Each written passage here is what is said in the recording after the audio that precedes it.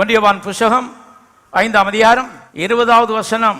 அன்றியும் நாம் சத்தியமுள்ளவரை அறிந்து கொள்வதற்கு தேவனுடைய குமாரன் வந்து நமக்கு புத்தியை தந்திருக்கிறார் என்றும் அறிவோம். அவருடைய குமாரனாகிய இயேசு கிறிஸ்து எனப்பட்ட சத்தியம் உள்ளவருக்குள்ளும் இருக்கிறோம். எல்லாரும் சத்தியம் வாசிங்க.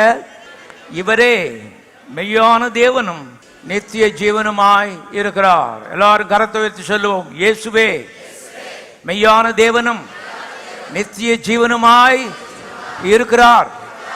உள்ள ஆழமா பதியட்டும்.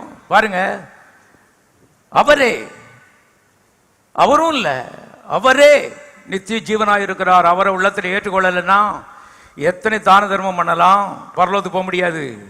1 கொரிந்தியர் 13ஆம் அதிகாரத்தில் எழுதப்பட்டிருக்கிறது, நமக்கு உண்டான எல்லாவற்றையும் அன்னதானம் பண்ணினாலும் அன்பு, தேவ அன்பு, அன்பின் கர்த்தராய் கிறிஸ்து உனக்குள்ளே இல்லைன்னு சொன்னா பூஜ்யம், ஒண்ணுமே கிடையாது.